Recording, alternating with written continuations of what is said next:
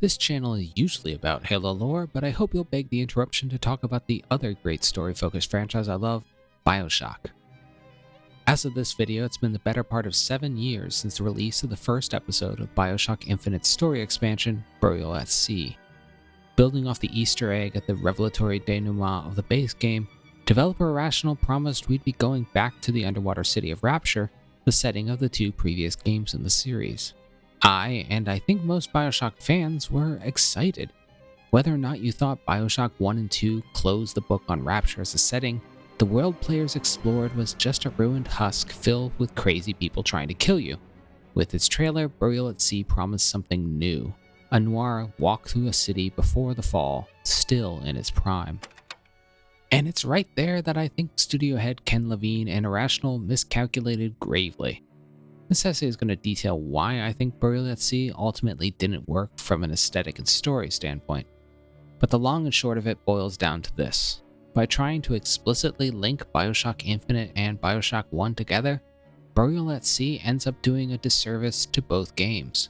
Before we go further, I should note that I'm going to be getting into the weeds of characters and plot elements of the entire BioShock franchise to date, so you've been warned. BioShock as a franchise is a series that has deeply interconnected roots between gameplay and story. The first 2 games put you in the role of survivors in a crumbling, leaking city. Scavenging supplies, saving bullets, and using traps in the environment to level the playing field are all important and reinforce the story that the environment and characters are establishing. It was BioShock for which the term ludonarrative dissonance was first coined to illustrate the conflict between story and gameplay, but to me, the use of the game as the holotype for that term is utterly wrong.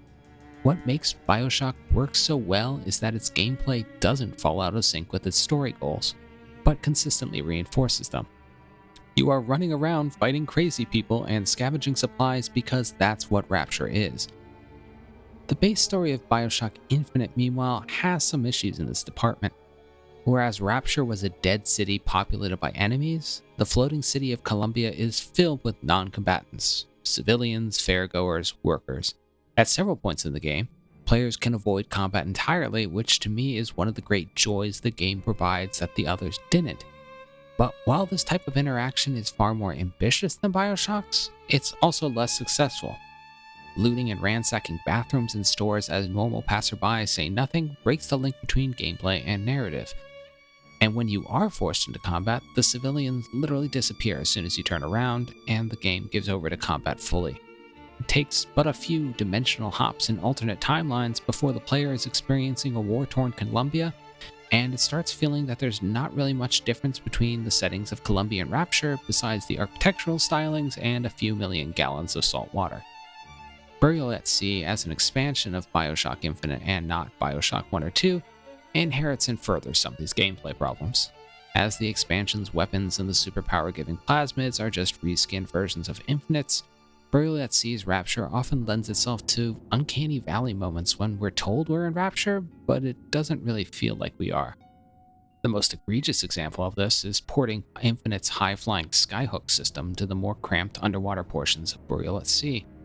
It just doesn't work in the environment and feels like the badly grafted gameplay mechanic it is. And with a tight connection between gameplay and story severed, the problems with both become more pronounced. This not quite right feeling to Burial at Sea extends to Rapture itself. Rapture in BioShock 1 was probably many a young gamer's first exposure to Art Deco, a popular art and architectural movement that dominated the skyline of America starting in the mid-1920s. However, Art Deco is a broad umbrella term coined decades after it fell out of favor, and it's here where Burial at Sea makes some decisions that utterly divorce it stylistically from what we see in previous games. Quick art history detour. Art Deco in the 1920s, especially in New York where Rapture clearly owes the most influence to, were marked by tall buildings with characteristic wedding cake style setbacks as buildings rose, and heavy use of geometric ornamentation. You can see the clear influence of New York mainstays like the Empire State Building and the Chrysler Building in the opening sweep of Rapture and BioShock. By the late 30s and 40s, however, Art Deco began taking on different aspects. The Great Depression, changing tastes, and rise of mass manufacturing meant that ornamentation was reduced and a more streamlined style inspired by advancing scientific discoveries and aerodynamics took hold. This style is often called streamlined modern or ocean liner style, and it's probably most familiar to people today in terms of its influence on Americana diners. When put side by side, you can see that there's some significant differences between them. And here's the problem. BioShock 1 almost exclusively draws from the earlier Art Deco style, whereas Burial at Sea leans into the modern. The result is that the two don't really match at all. In the first two games, we saw no locations that looked anything like Market Street or Fontaine's department store in Burial at Sea, and even more crucially, these new locations are massive. Compare the scale of the Welcome Center in BioShock 1 with its multi-story atrium, and then look at the size of the regular corridors in Market Street and the atrium below it. Rapture in Burial at Sea is depicted as far larger than the Rapture of the previous games. It just doesn't fit. There are obvious development reasons for this more expansive take on Rapture. Irrational was trying to graft the open-air environments of Columbia onto Rapture and had more polygons and graphics budget to realize something grander than they could have in 2007. But it still leads to a schism in feel and the sense that this isn't really the Rapture we know, despite the insistent declarations from the developers that this was. And so you end up with unexplainable continuity issues like the fact that the Kashmir restaurant in Burial at Sea is far larger and in a completely different location than in BioShock 1. The weapons and plasmids all look and are named differently. Geometry is different for locations we visited before, etc. It just feels sloppy. These continuity issues start creeping into the game's story as well. The first BioShock rather wisely played very coy with the game's timeline. The only three big dates we are given are the year of Rapture's founding, the start of the Civil War that caused the city's fall on January 1st, 1959, and then 1960, the point where the player character Jack ends up finding himself in Rapture. This allows a lot of creative reinterpretation of when exactly events described in audio diaries or the various tableaus player encounter throughout Rapture occurred. However, Burial at Sea begins to complicate the story, in particular compressing most of the events of the disastrous Civil War to all of 2 weeks after the war starts. This throws off basically everything else as established in the games. Did it really take the rebel Atlas more than 11 months to summon Jack on a plane as his ace in the hole to beat Andrew Ryan? How did he manage to keep fighting that entire time, given that he's depicted as desperate and already on the ropes? It's an unnecessary wrinkle and complication in the story, as are the wallpapering over the gameplay issues Burial at Sea introduces, such as the drinkable plasmids and Big Daddy capabilities that vanish after the DLC. Yes, Burial at Sea Part 2 spends time trying to backfill explanations for these retcons, but that doesn't make them any less obvious or unneeded. In a Burial at Sea pre-release interview, Ken Levine summed up BioShock 1 as about Rapture, whereas Infinite and the Burial at Sea DLC were about characters. I think it's a fair generalization. While BioShock 1 has interesting characters, they are almost never directly interacted with and lack the dynamism and importance to the game's plot the Booker-Elizabeth relationship in Infinite teases out. But in light of that focus on characters over mere setting, it's disappointing that Burial at Sea is a regression for most of the characters we encounter. To start off with, there's Daisy Fitzroy. In Infinite's story, she's a working girl turned into a scapegoat for the murder of the wife of ruling prophet/dictator Comstock. She goes on to become a fugitive and a revolutionary, fighting for the freedom of non-white or marginalized people such as herself in the deeply racist hierarchy of Columbia, after their surprise appearance in an alternate universe where that timeline's Booker had already died a hero for the cause. Believing that his apparent survival complicates the narrative, she orders him killed. After that, Elizabeth is forced to kill Fitzroy to stop her from murdering a white child, as Fitzroy has come to believe that all of Columbia's ruling class must be indiscriminately killed. The character of Fitzroy drew some backlash from internet voices amid a wider complaint that the racism of Infinite wasn't the core thematic point of the story, and because in these critics' view, the fact that Fitzroy turns into a monster like the people she's fighting was wrong and makes a false equivalence between oppressors and the oppressed. I don't think this is a strong argument, not least of all because the idea of revolutionaries indiscriminately murdering people after they've won the day happens all the damn time. In an interview with Rolling Stone, Levine defended this plot point, pointing out that the BioShock series is filled with marginalized and oppressed people in turn oppressing others. The Jewish Tenenbaum and Korean Suchong perform experiments that would make Nazi and Imperial Japanese scientists blush, while Andrew Ryan himself turns into a cruel dictator after fleeing Soviet Russia. Said Levine, "They're all survivors of oppression, and they don't come out of it heroes. Oppression turns them into oppressors, and that's the cruelest aspect of oppression. If you look at Andrew Ryan and Daisy Fitzroy, they're not that far apart." It's a powerful message, and Fitzroy's tragic end is never treated as a triumph or argument that the oppressed shouldn't be given their rights or should not demand them. So it's a shame that Burial at Sea walks back that characterization entirely. At one point in Part 2, Elizabeth ends up traveling from Rapture back to Columbia. Through eavesdropping in new audio diaries, Daisy Fitzroy is recast as a Moses figure, someone who is told that her actions will free her people but will never see the promised land. More horrifyingly, the time-disjointed twins Robert and Rosalind Lutece, who are responsible for bringing Booker to Columbia to stop Comstock, sparking the events of BioShock Infinite, turn out to be far more monstrous. They orchestrate Fitzroy's threatening of a child specifically in order to goad Elizabeth into murdering her. Besides making what seems like a rather weird menstruation joke to cap us off, what makes the difference between a girl and a woman? Blood. I'd argue that this retcon makes everyone look worse off. Fitzroy turns into a stooge who owes all her success to the intervention of some otherworldly white people and who dies solely to play a formative role in a white woman's development. If anything, I'd argue you have a better case for that being a more racist depiction than the original one. The character regression applies equally to Elizabeth, though, who in Burial at Sea Part 2 becomes the player character. The Elizabeth we see in Part 1 really has very little relation to either the naive Elizabeth of first meeting or the hardened and seemingly omniscient character of the base game's ending. It's revealed that her entire motivation is a convoluted plan of revenge, which doesn't square with her actions previously. Like with Rapture, Levine stressed that this is the same Elizabeth from the base game, but we're left with no real indications of how she has changed. She's just presented as a different character for the purposes of Part 1, and we're expected to go with it. Problem seems to be that Levine and Irrational came up with an iconic image, Elizabeth as Veronica Lake, in a noir Rapture, and went from there rather than building the character organically to fit. More than her own actions, though, it's her outlook which seems wildly divorced from her previous appearance, and helps set up a massive discontinuity in the very meaning of the game, and how it conflicts with the rest of the franchise. To explain this more clearly, we have to go back to what each game is trying to say. The first BioShock uses Rapture to illustrate what happens when you subscribe to a political ideology based on self-interest and selfishness. Spoiler alert, it doesn't work out well, and that's even before you add highly addictive and unregulated genetic modifications to turn everyday people into ticking superpowered bombs. BioShock 2 illustrates a similar moral, this time examining the perils of unbridled collectivism stripping away individual agency and choice. Like with Fitzroy and the Revolutionaries, you can read these games together as both sides are equally bad, but both games illustrate that these evils are not necessarily born of the ideologies themselves, but human frailty and the methods used to prosecute them. Beyond these themes, the games grapple with ideas of self-determination.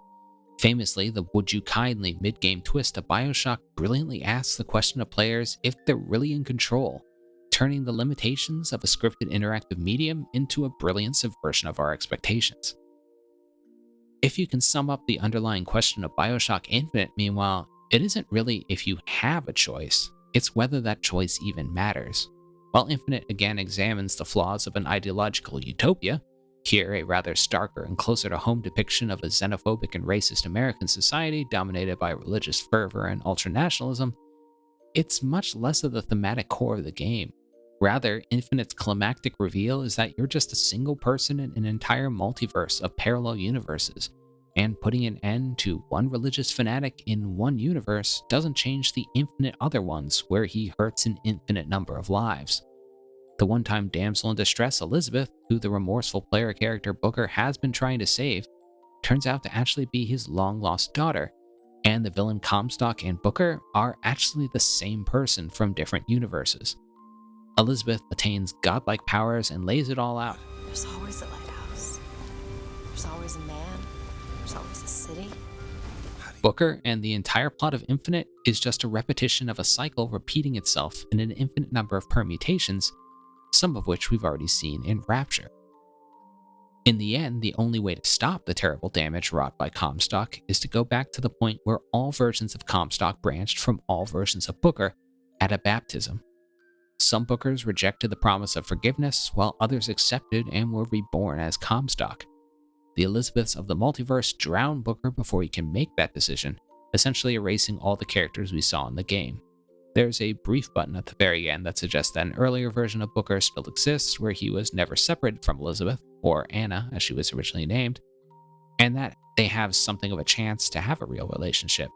But other than that, Infinite's ending dramatically widens the scope of the BioShock universe. At the same time, it ends Infinite's story with resounding finality. And here's where we start running into issues with Burial at Sea, because it immediately backtracks on Infinite's ending. The superpowered omniscient Elizabeth is still alive, but so too is another Comstock who fled to Rapture through a tear in space-time and becomes a private eye. Sequels that immediately invalidate a lot of the promise of the previous work aren't new. While people are still upset that Aliens 3 immediately killed off all the characters people loved from Aliens, but it's still not really any less disappointing, especially since Booker's choice in the base game was supposed to be absolutely final. It cheapens Booker's sacrifice while at the same time creating new logical questions of just how this whole multiverse thing works that Burial at Sea doesn't really even try to explain. But more crucially to the wider plot and to the character of Elizabeth, Burial at Sea requires a total refutation of Infinite's themes. Elizabeth in Infinite pointed out that Booker's need for revenge would never be able to stop the cycle of violence. It would require a far greater sacrifice from him. Yet in Burial at Sea, Elizabeth embarks on the same revenge quest she previously said was pointless, and then gives up her abilities to peer into the multiverse to save the life of a single child. And here's where things get really bad. The child in question is Sally, who has been turned into a genetically modified freakish little sister by the cruel powers that be of Rapture. Elizabeth's motivation for returning to Rapture is to rescue Sally, who Elizabeth previously used as bait to murder Comstock in her aforementioned revenge plot. While the step to the vengeance-filled Elizabeth is hard to fathom, her being remorseful and trying to fix it makes a little more sense. Elizabeth's plan, as conceived by her omniscient self before she becomes a mere mortal to rescue Sally, is to free Man of the People Atlas, actually the thug Fontaine in disguise, from his exile, bring him back to Rapture proper, where he'll start a civil war. Elizabeth also provides Atlas with the key to his ace in the hole, the genetically altered, mentally conditioned son of Andrew Ryan, Jack, who has been sent topside as a sleeper agent. Elizabeth sees that Jack will ultimately kill Ryan, Fontaine, and rescue Sally and a number of other little sisters, leading to the happy ending of BioShock 1, obtained if the player never harvests a little sister during the course of the game. Sally is saved, and Elizabeth dies in Rapture by Fontaine's hand. Scene. The problem is, this sacrifice makes no sense. As established by Infinite, there are an endless number of other endings to the same story, and in BioShock, we saw them. The Jack who spliced himself up and preyed upon the little sisters became a power-hungry tyrant who took over Rapture for himself and ended up threatening the surface world. More directly, Elizabeth's interference in Rapture's brewing unrest enabled Atlas to launch his rebellion, a catastrophic action that destroyed the city and killed thousands, if not tens of thousands of people. Elizabeth in Infinite was willing to sacrifice one person, her own dad and her only friend, to save untold millions of people in the multiverse. Her deciding to do the exact opposite in Burial at Sea is unjustified by the character and in direct opposition to what Infinite is trying to say. Put more simply, for Infinite's ending to matter, all the universes matter more than any single one. But for Burial at Sea to matter, one single person in one single universe has to matter more than all the other universes combined. The sacrifice in all this, besides the thematic integrity of the game, is perhaps the most troubling casualty, Elizabeth herself. One of the greatest supporting characters in gaming history gets bludgeoned to death. Elizabeth dies solely so that Jack, a non-entity of a character in a turtleneck, can save Sally. It's remarkable in how it trivializes the protagonist in her own story. She's nothing more than an instrument that is discarded by the plot once her purpose is complete, shackling Burial at Sea explicitly to the plot of BioShock 1, even despite the obvious reasons detailed in this video why they could and should be separate. I struggle to think of a more needless connection between works since George Lucas decided that Anakin Skywalker should be the one who built C-3PO. Elizabeth putting in motion the events of BioShock 1 is certainly the worst example of this needless joining, but it's hardly the only one, as the game also decides to make subtext text and have plasmids and the hulking metal Big Daddies inspiration and then rip-offs of the Vigors and Handymen in Infinite. In the base game, these were variations on a theme that underlines the constants and variables through line of the game and the cyclical nature of the Man Lighthouse City bit at the end.